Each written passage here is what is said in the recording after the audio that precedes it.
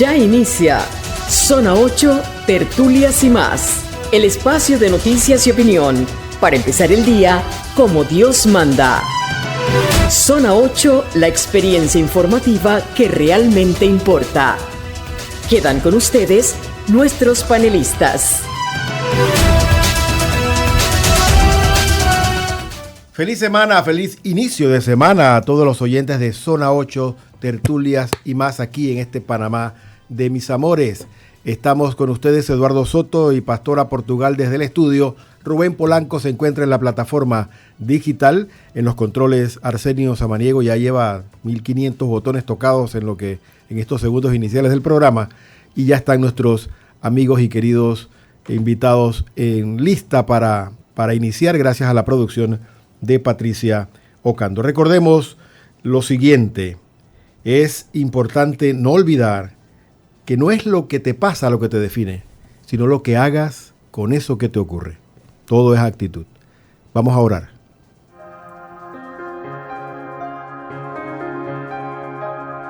Bajo tu amparo nos acogemos, Santa Madre de Dios. No desoigas nuestras súplicas que te dirigimos en nuestras necesidades. Antes bien, líbranos de todos los peligros, Virgen gloriosa y bendita. Amén.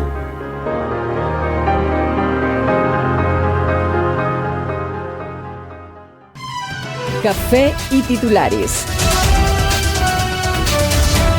La Comisión de Trabajo, Salud y Desarrollo Social de la Asamblea Nacional retoma hoy la discusión en primer debate del proyecto de ley 163 de reformas a la Caja del Seguro Social, luego del receso decretado a finales de diciembre en las sesiones extraordinarias, por lo que desde hoy se espera que las diversas bancadas comiencen a presentar sus propuestas de modificación al proyecto impulsado por el órgano ejecutivo. Rubén Polanco. Los diputados de esta instancia legislativa han sido convocados como de costumbre para las 10 de la mañana. Aunque bueno, se sabe que a esa hora nunca comienza. Siempre hay uno que otro retraso, más viniendo de que vienen de una para de casi 2 semanas.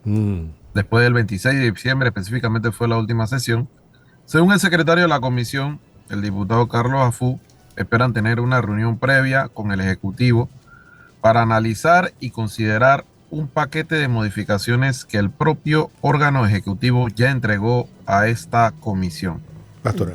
Nosotros nos estamos preparando para ya entrar en la definición de los artículos y esperando reunirnos con el Ejecutivo y ver qué ellos están pensando reformar de cada uno de los artículos de los 4 bloques en los que se han dividido el proyecto. Esperamos que el proyecto salga lo más rápido posible y con las modificaciones que haya que hacerle, precisó Afú. Yo no sé si esto va a tomar un mes, Rubén, Pastora, no lo sé. Lo que queda del mes de enero, que es la expectativa, que ya para el 1 de febrero tengamos una ley. Eso lo veo complicado, pero casos se han visto aquí en nuestra Asamblea Legislativa, ¿no, Rubén y Pastora? Así es. Yo no creo que en un mes se resuelva ni siquiera el primer debate. Y el segundo debate promete. Cuidado que se lleva toda la sesión ordinaria del Pleno. Porque ya en segundo debate ya dejaría la comisión y en segundo y tercer debate se aprobaría directamente en el Pleno Legislativo. Allá sí, las modificaciones las harían por ley los mismos diputados del Pleno. Los 71 diputados son los únicos que pueden hacer modificaciones en segundo debate. Sí. Ya en tercer debate sería para aprobar o rechazar, pero yo creo que esta ley, cuidado, y nos agarra el último día de la sesión ordinaria de la Asamblea. Esperemos. Aprobándola en tercer debate. El ministro de Salud, Fernando Boy, dijo antes de finalizar el mes de diciembre que ya en febrero empieza a tambalearse las finanzas de la Caja del Seguro Social, pero ya decían que en enero, ahora dicen que en febrero. Vamos a ver. Lo que pasa es esto, ¿no? Que no han sido precisos. El día es que han dicho tantas cosas. El día de el 2 de la instalación de la Asamblea, el ministro de Economía y Finanzas, Felipe Chapman, dijo que aunque no haya dinero, se van a pagar las pensiones. Entonces, ¿hay o no hay dinero? Sí. Entonces, esa es la gran pregunta. Claro. Están con esa espada de Damocles de la verdad y la mentira, o la media verdad y la medio mentira, ¿no? Entonces es difícil avanzar en esos términos. Porque se dice que hay, se dice que no hay y no tenemos una información clara. Vamos a ver en qué queda el asunto. Estaremos pendientes a partir de hoy de esta situación. Para mañana estamos intentando buscar diputados que estén informados sobre el tema y nos puedan ilustrar a nosotros y a ustedes, oyentes de Zona 8 en Radio Hogar. Mientras tanto, ayer la Iglesia Católica y la Ortodoxa griega celebraron en conjunto, esto me parece muy hermoso, la Epifanía. Lo que pasa es que en la Iglesia griega también Epifanía va junto con el bautismo del Señor en una sola celebración. Se celebró en el templo griego que está aquí en la avenida Porras, la Epifanía, y luego se bendijeron las aguas en la bahía de Panamá, y eso se hizo en conjunto, ¿no? La Iglesia Católica fue hasta el templo ortodoxo, en la persona de Monseñor José Domingo Ulloa, y luego fueron a la bahía a bendecir las aguas, porque se bendicen las aguas con la que se bautizó el Señor. Es muy, muy interesante. Vamos a escuchar este video en el que el Padre Alejandro, que es el guía espiritual de los griegos ortodoxos en Panamá, hace del momento. Escuchemos. ¿Nombre completo? Padre Alejandro. Padre Alejandro, cuéntanos. Bueno, estamos aquí en el Causeway de Amador haciendo la bendición del mar, ya que la Iglesia Ortodoxa hoy 5 de enero y mañana 6 de enero celebramos la gran fiesta de la Teofania, la manifestación de la Santísima Trinidad en el río Jordán durante el bautismo de Cristo nuestro Señor. Y es central de esta celebración la bendición de las aguas. No solamente la fuente bautismal del templo, sino también las fuentes de aguas naturales, mares, quebradas, ríos.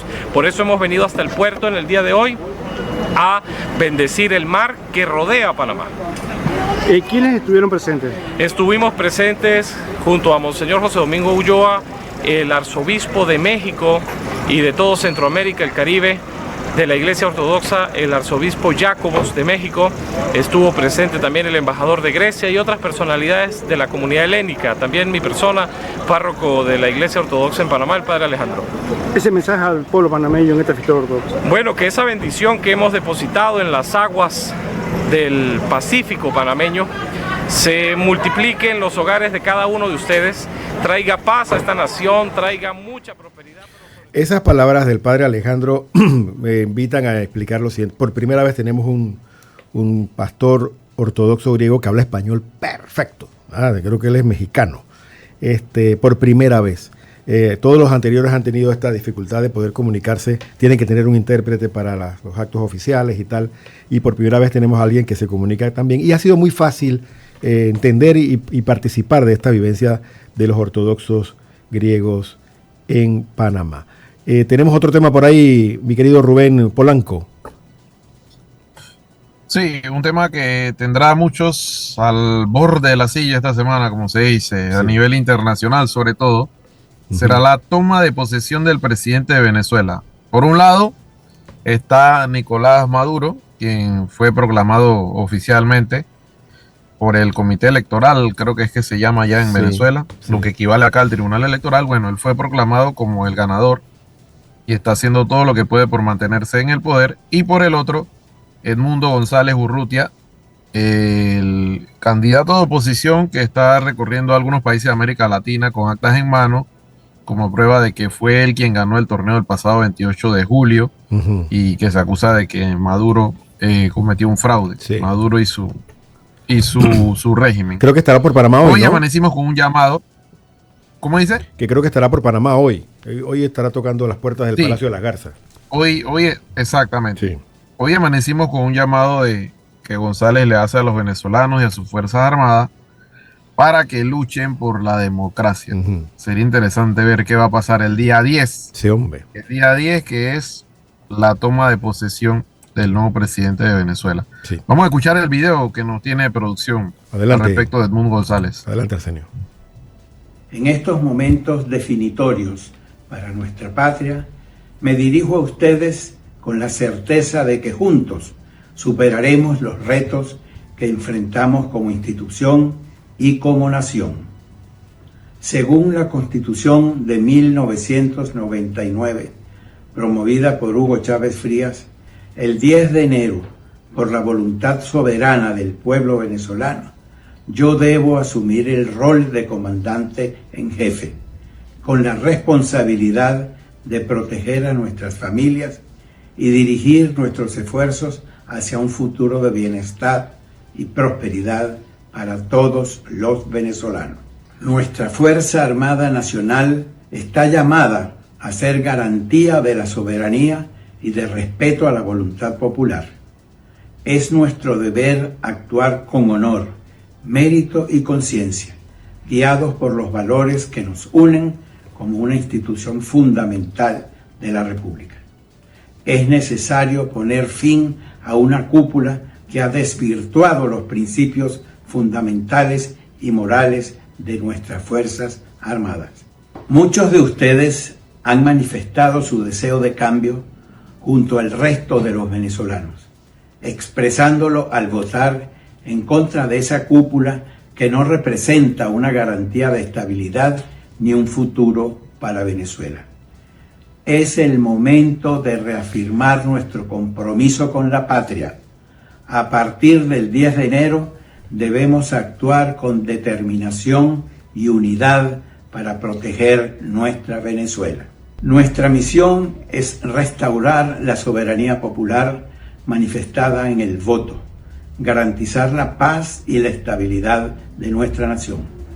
Así que nuestro deber es apegarnos al marco legal establecido en la Constitución vigente, orientando nuestras acciones hacia la protección de las familias venezolanas de forma digna y honorable, sin extorsión ni manipulación. Mi compromiso es con usted. Me llama la atención que el pasado fin de semana también el futuro secretario del Departamento de Estado de Estados Unidos, Marco Rubio, una vez Donald Trump asuma la presidencia, le dijo a las Fuerzas Armadas venezolanas, Nicolás Maduro se mantiene en el poder solo derramando sangre. Y Edmundo González debe ser el presidente, cuidado que también derramando sangre. Interesante este planteamiento. La asistencia a la toma de posesión de Nicolás Maduro plantea un dilema para varios países latinoamericanos en medio de dudas sobre la legitimidad del proceso electoral que dio la victoria al mandatario Nicolás Maduro. Con la fecha del 10 de enero cada vez más cerca, los gobernantes evalúan su postura en un contexto marcado por la crisis política en Venezuela. Se sabe que México y Colombia, aliados de Nicolás Maduro en los últimos 20 años, enviarán representantes a la ceremonia de investidura, pero no irán los presidentes.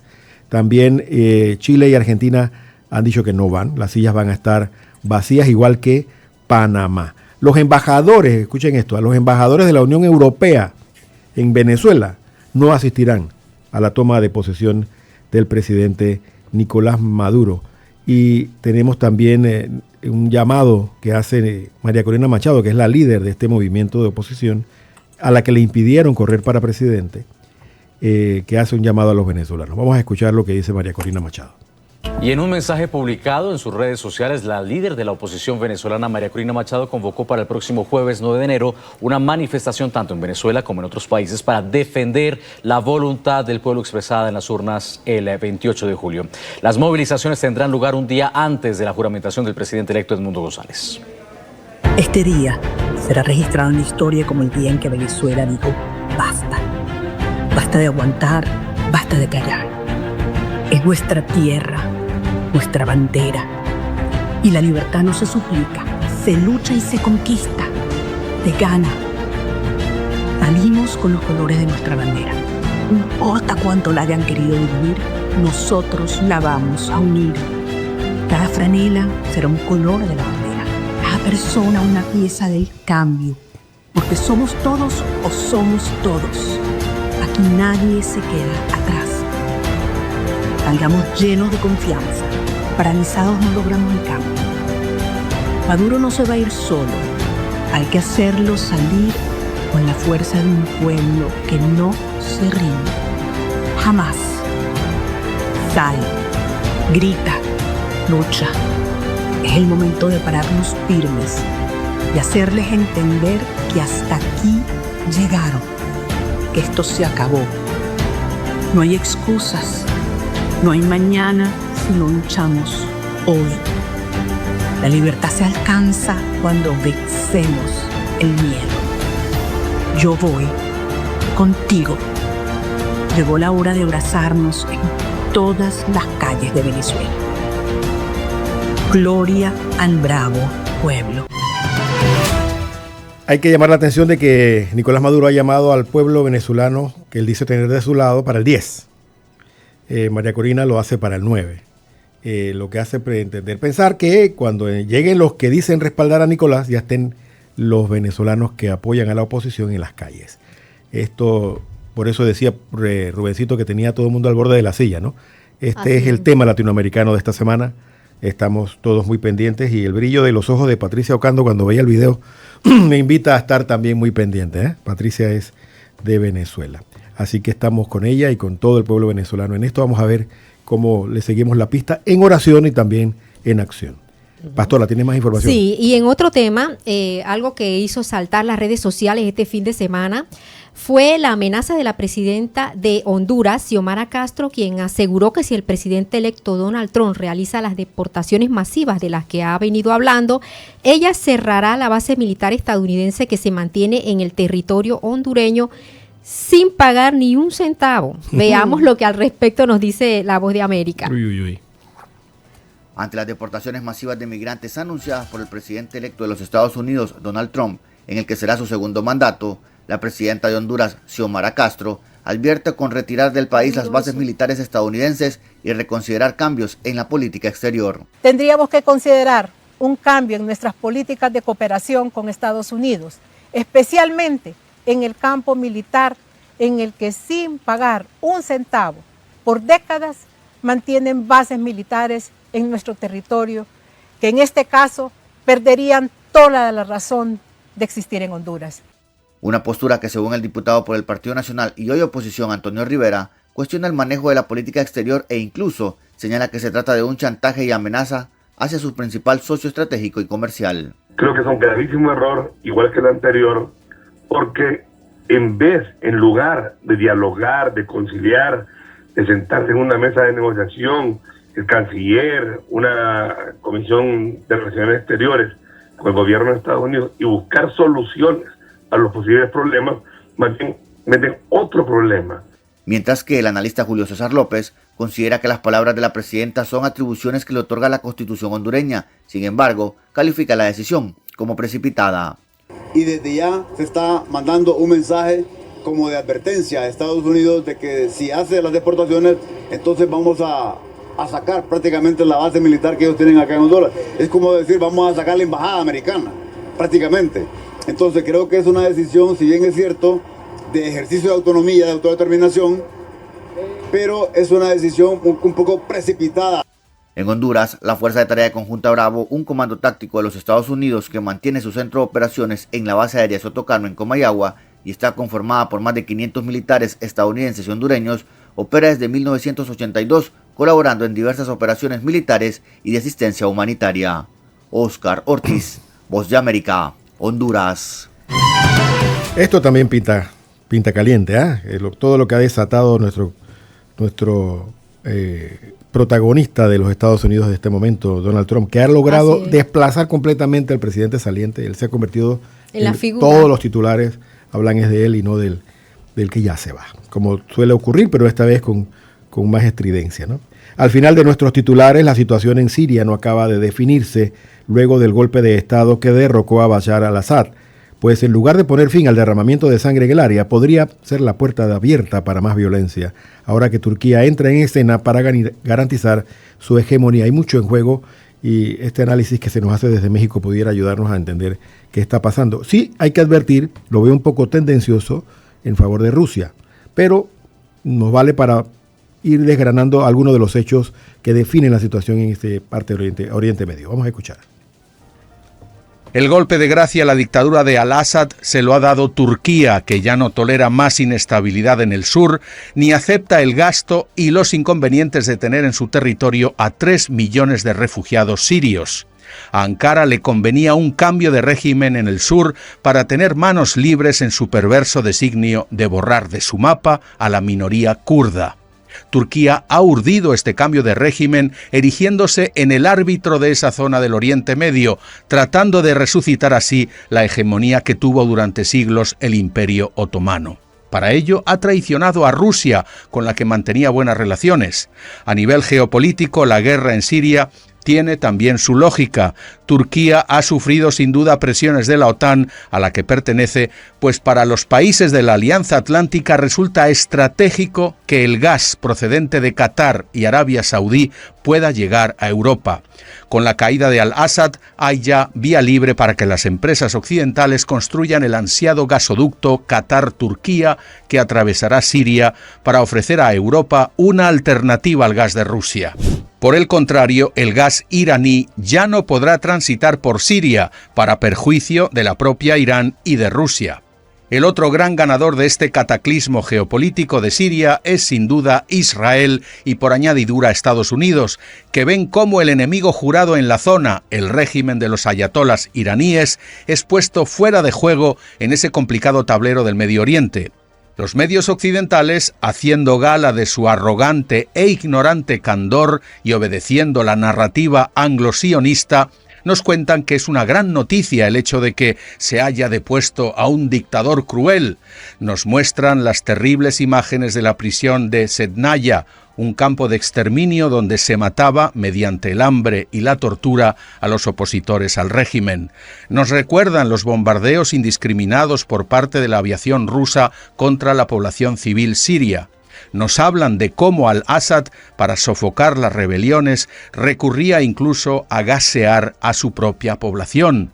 Nos dicen que efectivamente la dinastía al-Assad, inaugurada por el padre Hafez al-Assad hace 52 años, impuso un régimen filocomunista en Siria con aliados tan vistosos como la propia Rusia e Irán, al igual que Cuba o Venezuela. Y claro, sin duda hay que celebrar la caída de esa terrible satrapía. Pero como siempre hacen los travestidos medios de desinformación, no nos cuentan toda la verdad. No nos dicen que al-Assad, siendo un despiadado autócrata, actuaba como gran barrera al yihadismo fundamentalista, ese que ahora ha entrado triunfalmente en Damasco. No nos cuentan que al-Assad y su padre representaron un islamismo moderado y muy respetuoso con todo el mosaico de minorías que habita Siria, desde los mencionados kurdos a las comunidades cristianas de lengua aramea, pasando por los musulmanes, chiitas y alawitas. Pues bien, queridos amigos, como estamos viendo ya, esas minorías son las primeras víctimas de esos barbudos que se han hecho con el poder en Damasco. Fanáticos salafistas repartidos en varias marcas, HTS, Al-Nusra, ISIS o Daesh, cuyo objetivo no es otro que imponer la Sharia y hacer de Siria una umma o territorio libre de infieles. Como vemos, Siria es un punto neurálgico en el área para el trasiego de gas. Recordemos que la semana pasada hablamos que Ucrania cerró la llave del gas ruso. Siria se convierte en la alternativa ahora para que llegue gas a Europa más barato. Todo esto está en juego, sobre todo las grandes potencias occidentales para favorecer sus intereses, ¿no? Así es. Hay que estar pendientes. No es menos cierto que los radicales árabes están también con los colmillos afilados para ver qué sacan, así que hay que tener cuidado. Vamos de una vez a escuchar a Marlon del CID desde... Dígame, Rubén. Antes de ir con vacantes en vivo y los invitados, le informo brevemente. Sí. El secretario general del Sindicato de Trabajadores de la Construcción, Saúl Méndez, acaba de anunciar a través de redes sociales que los trabajadores del proyecto de construcción de la línea 3 del metro han iniciado hoy una huelga indefinida por la falta de acuerdo en la convención colectiva de los trabajadores, entre ellas el pago de las horas extras y otras situaciones que vienen reclamando. Así que para que sepa, son alrededor de 3.000 obreros, es lo que menciona Saúl Méndez. Vamos a afinar, búscate por ahí, Rubén, a ver si puedes afinar la información, si es una huelga contra la empresa que está construyendo o contra el metro, poder tener claridad. HPC, la empresa HPC. Okay. Eso va a retrasar un poquito que ya viene atrasado proyecto. Terrible. Y no sé si involucra también cerrar la vía, ¿no? Toda esa vía que ya está trancada de por sí, lo vivimos el viernes cuando veníamos de nuestro retiro espiritual allá en Nuevo Chorrillo. Esa vía está totalmente trancada. Bueno, por los trabajos. Ahora, por la falta de trabajo. ¿Y la hora, Rubén, es ahorita mismo? Ahorita mismo sí, acaban de declarar la huelga. Desde hoy. Ajá, desde hoy. Desde hoy. Desde las 7 de la mañana de hoy. Como bien lo dijo Rubén, estamos entonces por escuchar a Marlon del Cid desde el Ministerio de Trabajo y Desarrollo Laboral para que nos informe cuáles son las vacantes a las que muchos panameños aspiran por la situación laboral que están viviendo muchos de los desempleados en Panamá. Escuchemos a Marlon del Cid. Bien, hacemos la presentación y lo escuchamos. Vacantes en vivo, por cortesía de Óptica Céspedes. Entérate dónde ofrecen Cuidar tu empleo. salud visual es esencial. Y para eso confía en la experiencia que solo Óptica Céspedes puede ofrecer. Te brindamos exámenes de la vista de alta calidad, anteojos y lentes de contacto. Agenda tu cita ahora llamando al 279-1429. Adelante, don Marlon, lo escuchamos. ¿Qué tal? Muy buenos días a todos los oyentes. Como es de costumbre, ya el Ministerio de Trabajo y Desarrollo Laboral todas las semanas les acerca nuevas y más oportunidades de empleos para todos los panameños, y nuestra vacante número 1 para esta semana es un ayudante de bodega en la provincia de Panamá que debe contar con conocimientos en manejos de PDT u otros equipos de lecturas de códigos y series. Estamos buscando un supervisor o supervisora de salud y seguridad ocupacional para la provincia de Coclé. Esta persona debe identificar, evaluar y mitigar los riesgos laborales y debe contar con licenciatura y certificado de idoneidad. También requieren un vendedor o vendedora del sector salud para la provincia de Panamá con conocimientos en ventas tanto como en el sector gubernamental y privado y en el sistema de contrataciones públicas. Se ocupa un trabajador o trabajadora social o desarrollador comunitario en la provincia de Panamá Oeste que cuente con título profesional en trabajo social o carreras afín, con idoneidad profesional y conocimiento en la implementación de programas de bienestar social y comunitarios en proyectos. También se requiere un ingeniero de control de calidad en la provincia de Panamá Oeste con idoneidad y conocimientos en normativas, estándares y regulaciones locales e internacionales en materia de calidad. También un project manager para la provincia de Panamá Oeste debe contar con título en ingeniería civil, arquitectura o carreras afín y conocimiento en el manejo de herramientas de gestión de proyectos. También se busca un gerente de construcción para la provincia de Panamá Oeste con ingeniería civil o arquitectura y dominio de herramientas y software de gestión de proyectos de construcción. Buscamos un coordinador o coordinadora de mantenimientos para la provincia de Panamá para darle seguimiento a los trabajos realizados y debe tener excelente habilidad de comunicación. También buscamos un electromecánico para la provincia de Panamá con licenciatura en ingeniería eléctrica o en electromecánica y debe tener idoneidad y licencia de conducir tipo D. También un ejecutivo de ventas de alimentos en la provincia de Panamá y debe contar con licenciatura en mercadeo, en ventas, en administración o carreras afín y debe contar con conocimientos en venta de alimentos. También buscamos un ejecutivo de ventas IT para la provincia de Panamá con estudios o cursando carreras en ingeniería, en sistemas, desarrollo de software y conocimientos de seguridad informática y criptografía. De igual también tenemos para un ayudante general de reparaciones y mantenimientos en la provincia de Panamá que debe contar con bachiller en refrigeración o estudiante técnico o licenciatura en refrigeración y debe tener licencia de conducir tipo D. Para conocer de estas y otras vacantes ingresa ya en nuestro sitio web www.empleospanama.gov.pa, en donde una vez te registres puedes participar y aplicar a cada una de las vacantes que todas las semanas se publican en nuestro sitio web.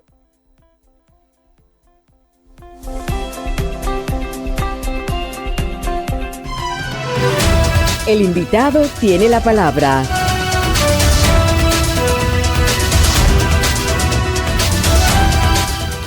Gracias, Arsenio. Vamos a entrar en nuestra entrevista de fondo de inmediato. Tenemos dos invitados. Son ellos Gerardo Guerrel y Katia Tuñón. Ambos son psicólogos. El tema de hoy, hemos tenido un poquito de situación para definirlo.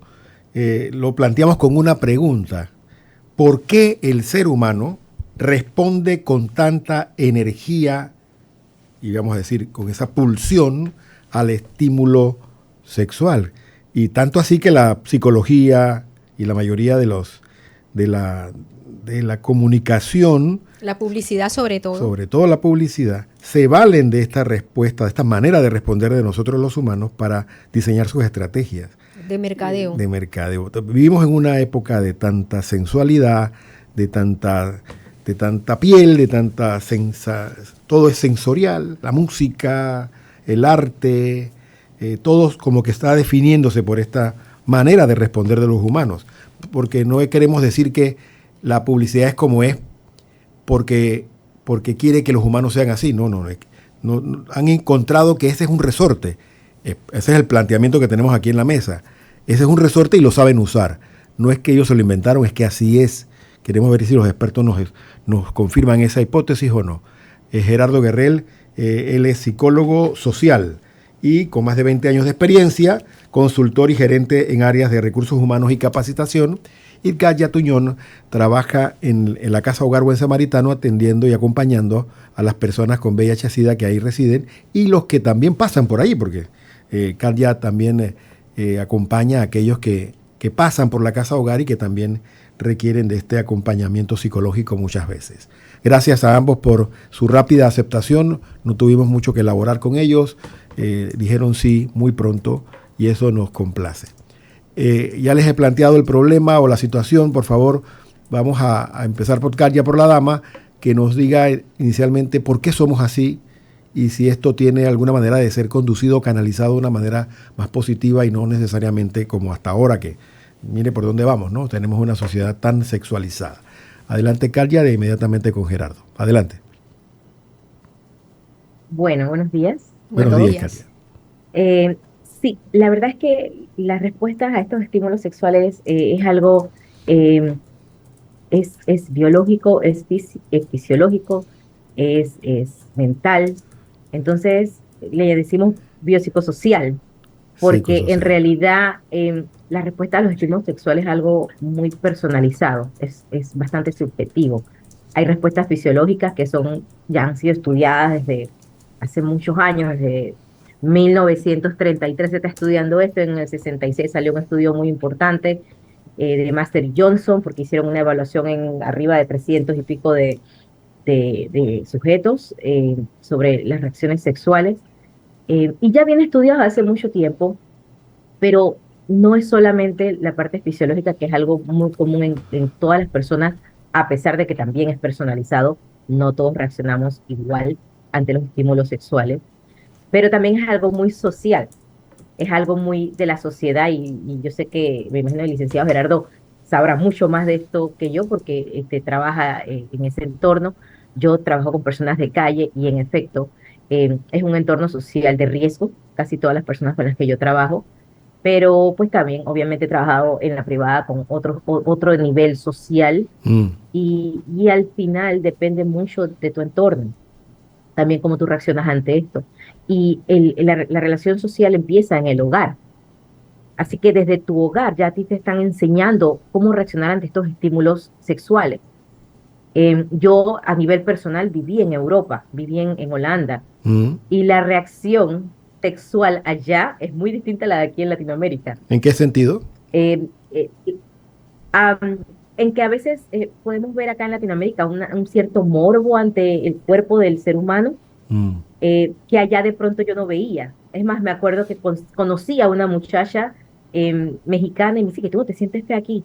Y yo digo, ¿pero por qué? Porque es que nadie te mira, tú pasas en una construcción y no te dicen nada.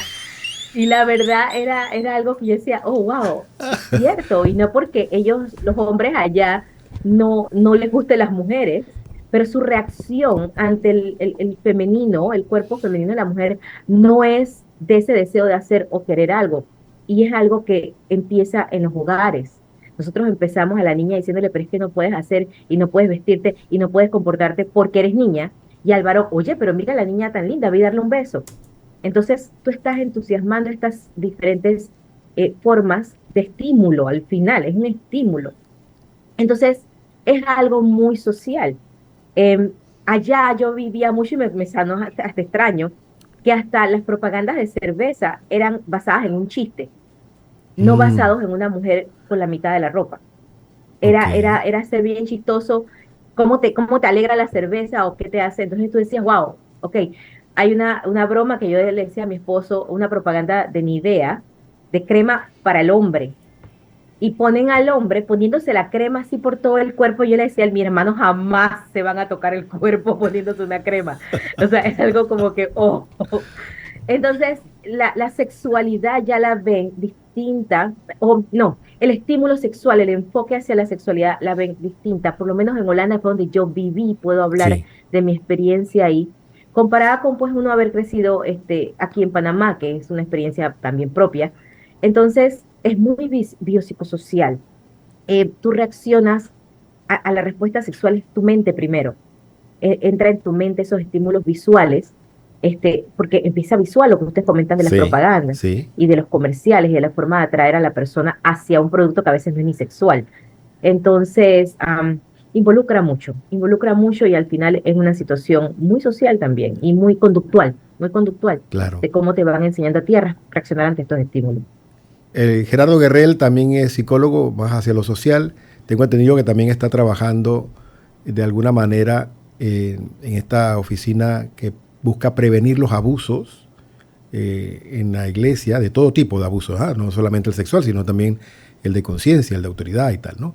Y podría explicarnos un poquito, y trayendo el ejemplo de Holanda, ¿no? Donde también ha habido muchas situaciones de escándalos de abuso a menores en esa sociedad. Y cómo se compagina con lo que acaba de decir Nocalia y cómo usted explica esta manera de ser de los seres humanos, específicamente en Panamá, pero pareciera que también en otros países. Adelante. Buenos días, paz y bien. ¿Me escuchan bien? Muy bien. Sí. Adelante. Perfecto. Saludos a todos los radioescuchas de Radio Hogar que también están atentos. Licenciada Tuñón. Se me hace difícil decir el nombre, ¿no? Así que voy por el apellido.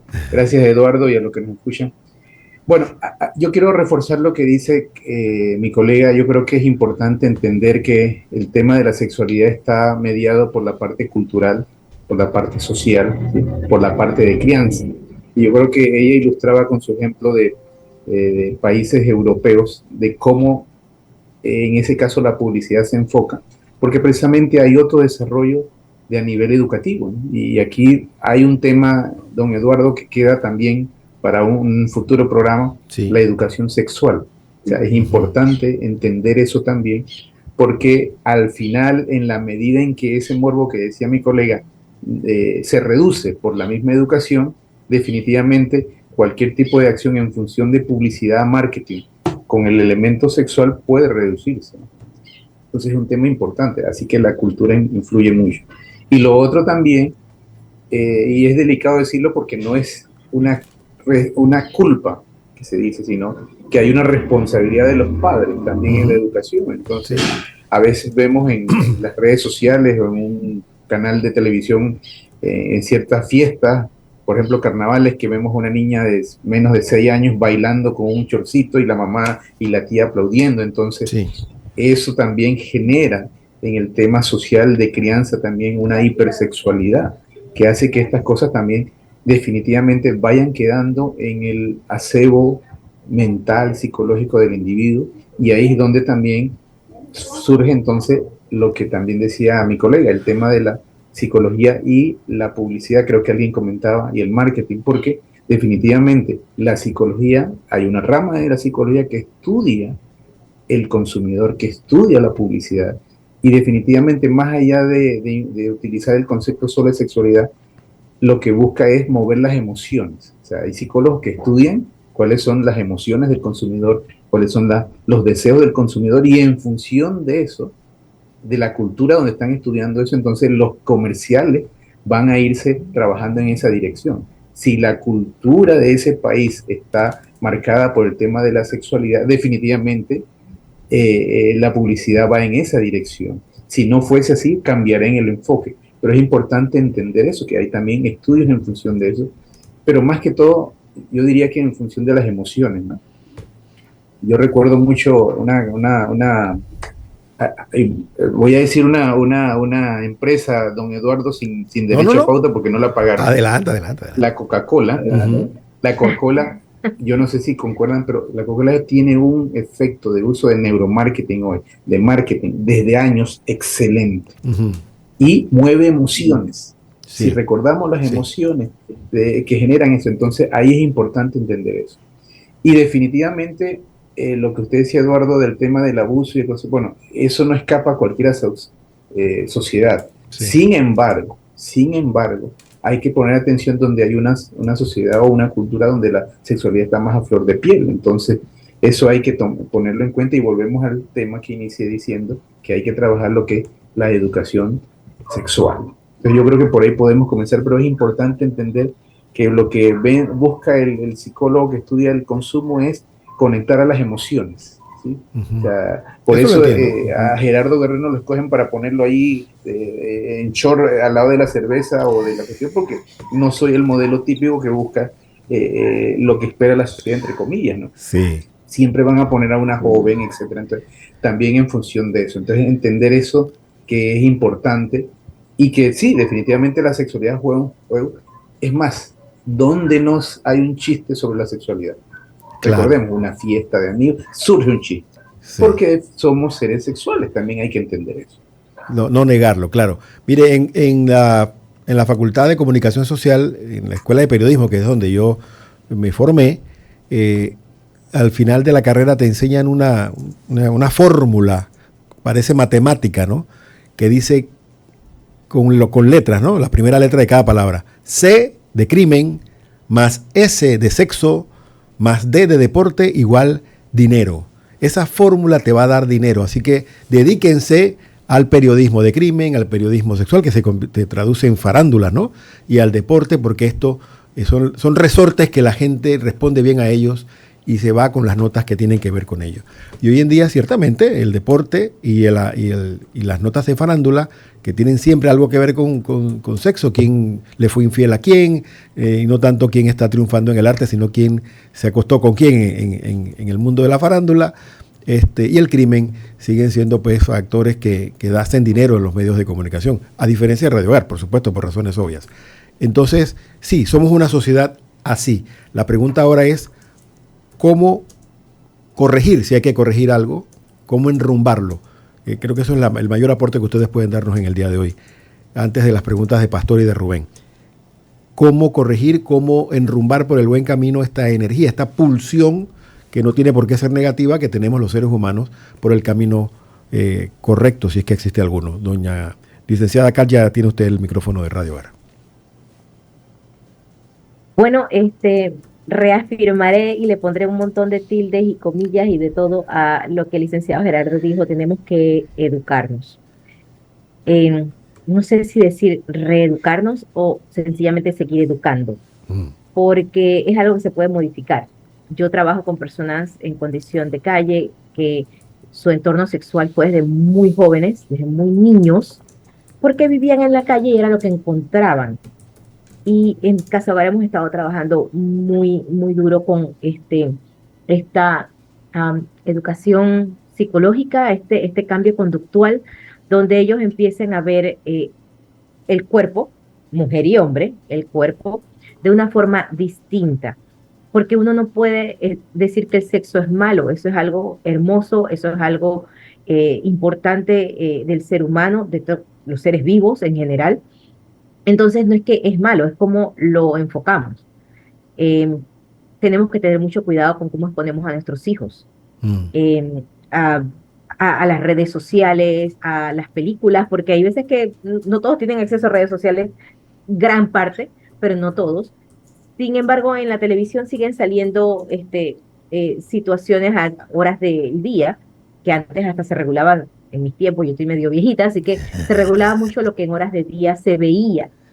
Ahora, durante las horas del día, los niños están expuestos a muchas situaciones sexuales, películas, las caricaturas han cambiado, a pesar de que yo soy de las caricaturas de Bugs Bunny, que se daban golpe y que Elmer se vestía de mujer, y todo tipo, pero nunca era sexual, era más bien una identidad, y hacían sus bromas y se golpeaban. Entonces tenemos que educar, tenemos que abrir las puertas, los oídos y la mente a la educación sexual. Eso no quiere decir que le estás diciendo a los jóvenes y a los niños vayan y tengan sexo indiscriminado, es que les enseñes cómo llevar esto adelante y cómo entender lo que están viendo.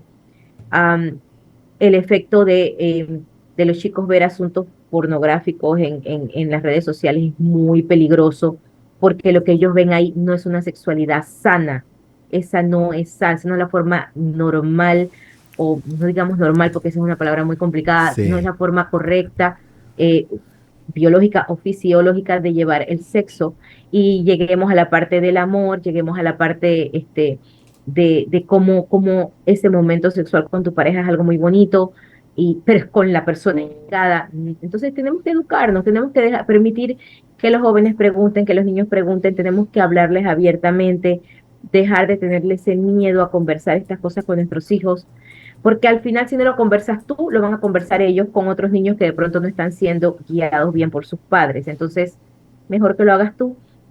Tenemos que ir a las escuelas e incluso a los entornos laborales, porque hay muchas personas que han venido ya creciendo con esta falta de información, y cuando tú estás frente a ellos y les informas, es como esa broma de "Puf, se me iluminó el cerebro". O sea, qué maravilloso. Y es una cosa que yo converso mucho en casa hogar, porque ellos, en un momento estábamos conversando de cómo reaccionan las personas estábamos hablando de los mecanismos de defensa de Freud, y cómo tú reaccionas ante ciertas, y yo trato, ellos van a salir más psicólogos ahí que todos nosotros, porque les hablamos tanto de sus mentes y sus cuerpos y de todo, de cómo tú reaccionas ante un estímulo, y cómo tú haces ese mecanismo de defensa cuando el estímulo es negativo o positivo hacia ti.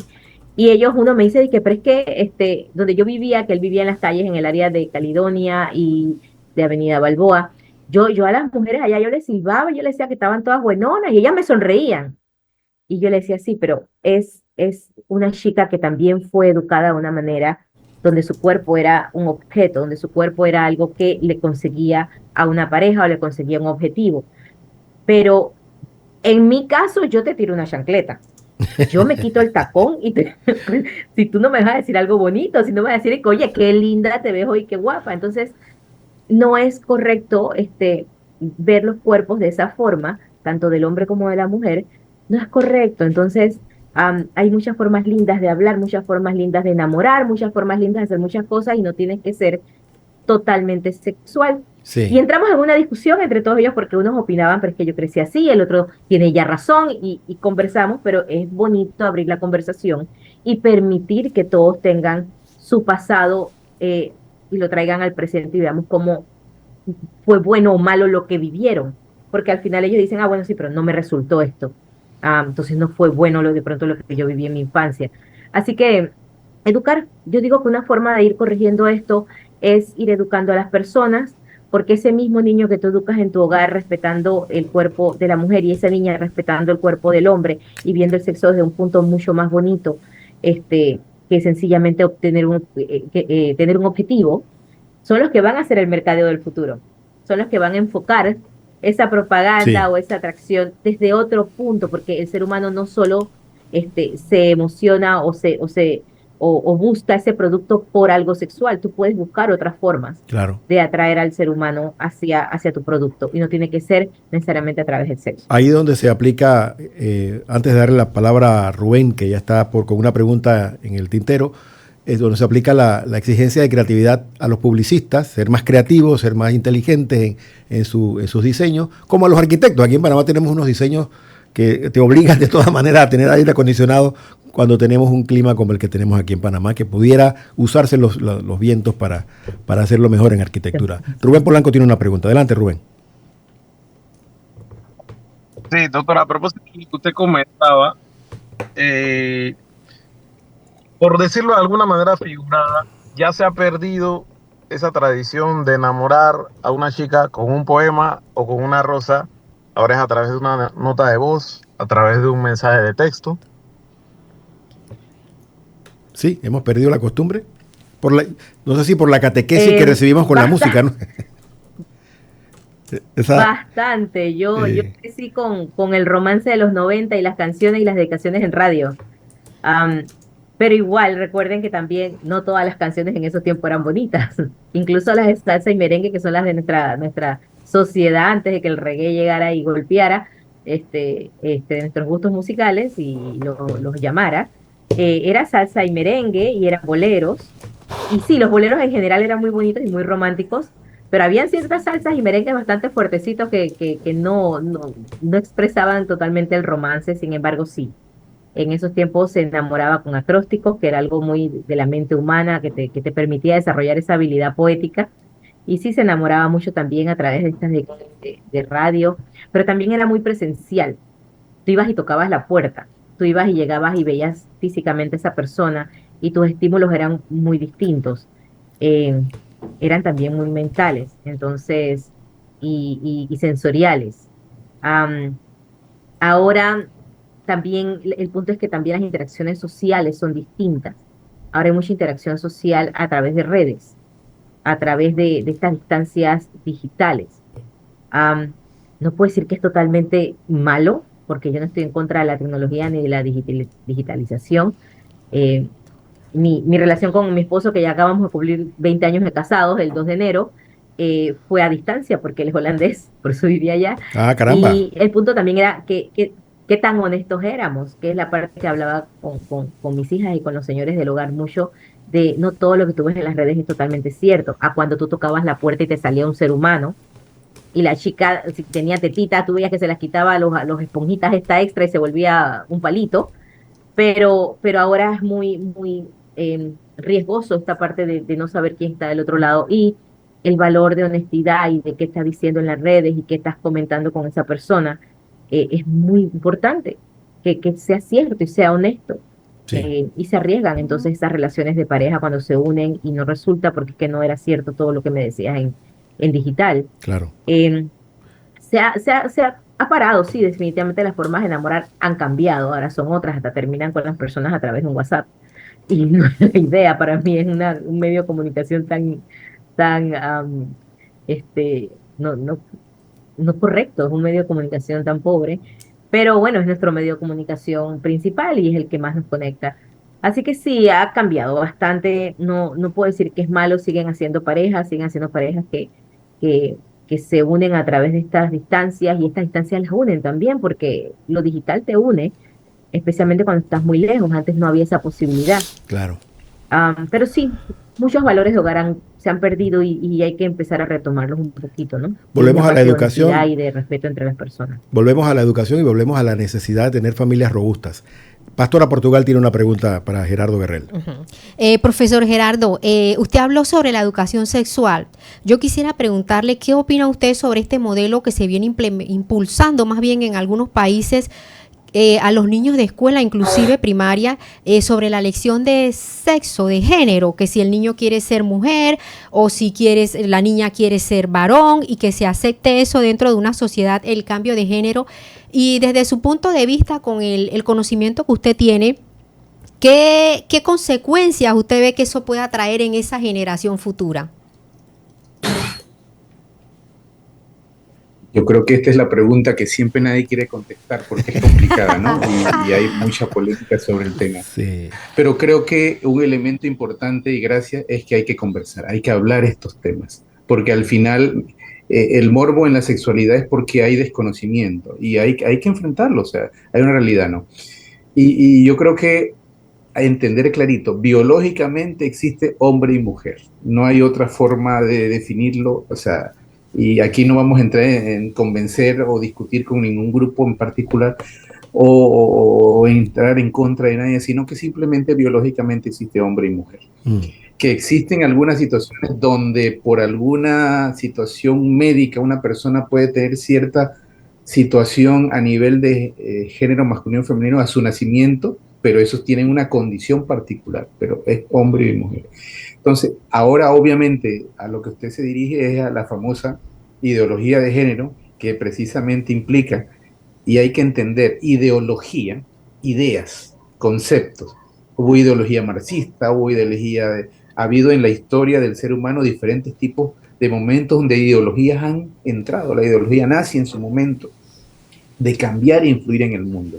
Y la ideología de género es una de esas que tiene también sus ideas y sus conceptos como tal. Pero definitivamente es un tema complicado porque estamos hablando de lo que construye una persona como lo que se percibe. Entonces, por ahí hacen bromas difíciles y a veces vemos noticias que en los memes famosos hablando de redes sociales, porque ahora hablamos del mundo de redes sociales, dice, bueno, yo me percibo como un gato, entonces yo tengo que ser aceptado como gato. Entonces, es extremo y el ejemplo que digo, pero precisamente yo tengo una situación, yo soy un ser humano, no soy un animal. Ahora, que yo por alguna situación me autoperciba como tal y yo defiendo mi posición, parte más que todo de una construcción social. ¿Qué es una construcción social? Una construcción de ideas que se van asimilando. Y entonces, precisamente, ahí es el tema complicado, que la pregunta es, porque hay que entender esto. Al final, yo tengo que enseñar lo que es biológicamente correcto. ¿Sí? Sí. Y definitivamente tengo que entender qué sucede a mi alrededor, pero el niño debe entender las cosas como deben ser. Ningún niño debería estar expuesto a una ideología de ningún tipo. Claro. ¿Sí? Claro. Que trate de hacer explicaciones. Debe entender las cosas desde el punto, es como el tema de la religión, o sea, también la persona debe estudiar en la vida su espiritualidad y debe tener esa apertura, pero al final lo que a veces complica es que pareciera, y lo digo con mucho respeto, que se quiere imponer, y sí hay que entender que el niño tiene sus etapas de madurez y de crecimiento, y volvemos al tema de lo que decía yo de la niña bailando a los 5 años con una minifalda y la mamá aplaudiendo. Ahí estamos influyendo y tal vez no tan positivamente. Entonces tenemos que entender eso, precisamente porque los niños deben recibir la educación sexual general, clara, que no se tenga un sesgo como tal, y que definitivamente toda persona su sexualidad la va a vivir a medida que va creciendo, y como adulto, privadamente, a su estilo, ahí no sé, pero que tiene que venir de un proceso de aprendizaje sano, ¿sí? Que implique eso. Entonces, eso es lo importante, y es lo que a veces sí, y a veces la iglesia, que yo también trabajo con la iglesia, no es que esté en contra de la educación sexual, para nada, al contrario, la iglesia habla de educación sexual, porque es importante entenderla, pero también de un vista también de que vemos el cuerpo como algo sano, como un cuerpo de Dios, ese es como un templo de Dios, perdón. Entonces también es entender eso, licenciada Portugal, que a veces el tema es, más que la sexualidad, es el tema de las ideas, así como existen las ideas políticas, las ideas, entonces yo tengo que, si yo quiero inscribirme en un partido político, yo tengo que escuchar tal vez todas las ideologías de todos los partidos políticos, por así decirlo, y yo tomar una decisión, pero cuando yo tenga un raciocinio a mi altura, maduro, para poder hacerlo. Sí. Yo no puedo decirle a un niño que se mete un partido cuando tiene 8 o 9 años, porque no lo va a entender, se va a ir por los colores. Sí. Porque el color de tal partido está más bonito. Entonces eso es el tema, que es importante entender. No sé si me he explicado, pero en esa dirección. Sí, claro. Se nos queda un tema pendiente, se nos acabó el tiempo, ya tenemos al padre Víctor Atencio listo para el programa que continúa y no podemos nosotros seguir, pero se nos queda la pregunta, el cómo, ¿no? Yo, papá, que no vengo con un manual de papá, cuando me caso no necesariamente hay una escuela de padres, aunque así le llaman ahora a una instancia del Ministerio de Educación, uno no aprende cómo hacerlo y necesitamos asistencia. La pregunta para el programa siguiente, porque los comprometo desde ahora a tener una segunda versión. Una segunda parte. Claro que sí, muy pronto, en una semana al menos, tener un programa de él, cómo hago yo esto, cómo educo correctamente y cómo me educo yo como papá para orientar adecuadamente en este tema a mis hijos, dado que nuestra sociedad recibe un bombardeo permanente desde la música, desde la publicidad, desde inclusive los noticieros. Los programas dirigidos a niños también. Incluso en los programas dirigidos a niños hay una insistencia en este tema que está causando lo que está causando. Gracias a ambos por su disponibilidad en este programa. Tenemos que irnos ya porque viene el programa del padre Víctor Atencio Ríos de Agua Viva, donde va a participar. No quisiera despedirnos sin antes, Arsenio, escuchar lo que ha dicho Saúl Méndez, ¿no? Sobre esta paralización de labores en la línea 3. El doctor Gerardo Guerrero nos explicó, hasta que no haya una declaración oficial desde Mitradel, se debe hablar de paro de labores, no de huelga, ¿no? Es un término que se logra con común acuerdo. Gracias, Gerardo, por esa anotación. Vamos a escuchar lo que dijo el señor Saúl Méndez sobre esta paralización de labores y de inmediato nos vamos con el Ríos de Agua Viva y el padre Víctor. Adelante, Arsenio. Queremos informar al país y particularmente a los trabajadores de la construcción que los trabajadores de HPH han iniciado una huelga hoy a las 7 de la mañana. Hemos presentado un pliego de peticiones por incumplimiento del convenio colectivo y la ley, entre esos el pago de las horas extras y otros problemas laborales que existen en el proyecto y que la empresa no ha presentado propuestas serias para atender esta situación. Los trabajadores de HPH, el mensaje es claro: unidad, firmeza y disciplina y mantenernos en huelga dentro de los parámetros que establece la ley. En el caso de la empresa, está obligada a hacer propuestas para resolver el problema planteado en el conflicto colectivo que hemos realizado. La huelga no es el fin, la huelga es un medio para que la empresa cumpla, como dice el Código de Trabajo, y resarza a los trabajadores el incumplimiento. Por eso esperamos que el Ministerio de Trabajo y la empresa no cometan ningún tipo de acto arbitrario al margen de la ley y que el conflicto se termine de complicar. Esperamos que este conflicto trascienda de la forma normal que establece el Código de Trabajo y además de eso, que la empresa resuelva los problemas que tiene con los trabajadores.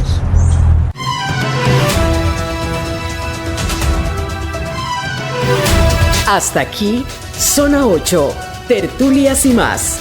El espacio de noticias y opinión para empezar el día como Dios manda. Les esperamos en la próxima edición de Zona 8, Tertulias y más.